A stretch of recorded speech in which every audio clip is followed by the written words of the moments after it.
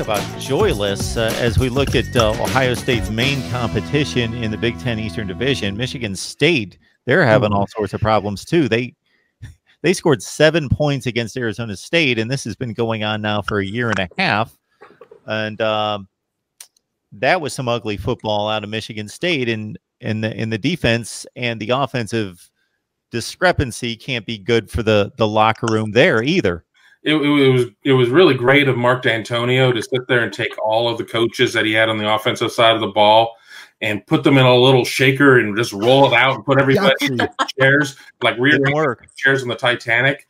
You know, oh, a big shakeup's coming to East Lansing. Not so much. And you know, we're seeing a Jim Tressel disciple get bit by the loyalty bug, and Jim Tressel probably was a little too loyal to certain staffers at various points of his coaching career.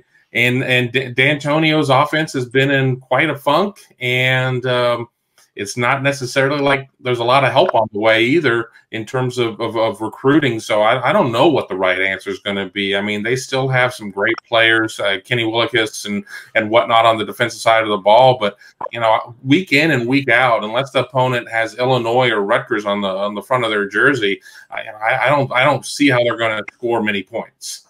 My thing in college football, and I've always said this, is if you have a bad offense, it's by choice. Because there are so many ways to have a good offense, or at least to try to have a good offense.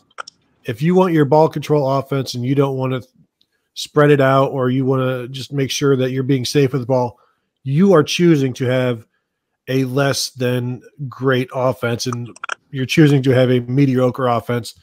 Michigan State has chosen to have a bad offense, and it's been coming for a while. And you know, I don't know how you get out of that funk other than you have to change the coaches. And we've seen what would happen if Urban Meyer, if Ohio State lost to Michigan last year. Would Urban Meyer have, I think he said in the past, he may not have retired.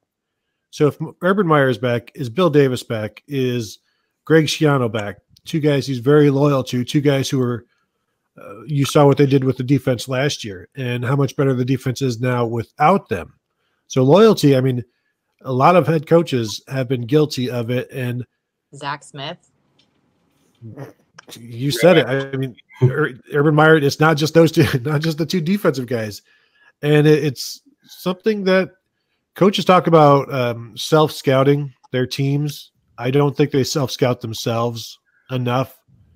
But then again, loyalty in that business, loyalty is so much because it's all, you know, interwoven. Yeah. Like you look at guys in the NFL, it's almost like they may get fired, but it's impossible to leave the league.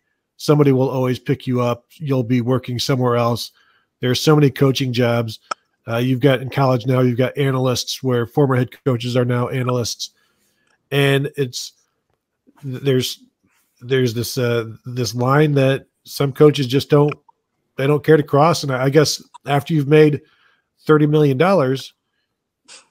you know, what are they going to do? They're not going to fire Mark D'Antonio, you know, so he's going to be able to do whatever he wants. Now, at some point, he's going to want to win more than he wants to stay friends with Jim Bowman and Dave Warner. So something has to give there. But it feels like this is the last chance. And then either Mark D'Antonio retires or the offensive staff has to be fixed and gone. But who in the athletic department is going to sit there and put pressure on Mark D'Antonio to make any changes when the whole administration has been dealing with the situation with the doctor and whatnot? Right. So, I mean, it's not a situation of where an AD who is established can get in there and it's like, all right, well, you need to make some changes here. I mean, you know, we're not necessarily going to show you the door, but you know, donations are down and whatnot. So this has got to be real. That situation isn't there. I couldn't tell you anybody in the front office over there at Michigan State right now. And you know, normally I don't walk around as a walking Rolodex of athletic directors, but you know, I do know that they've had a significant amount of turnover, and they bring in somebody who's supposed to be an answer, and then you know they're gone or whatnot. So. It's a situation of where D'Antonio kind of is not only the coach but the GM in some ways, and he was able to get away with that move, and it's getting exposed this year.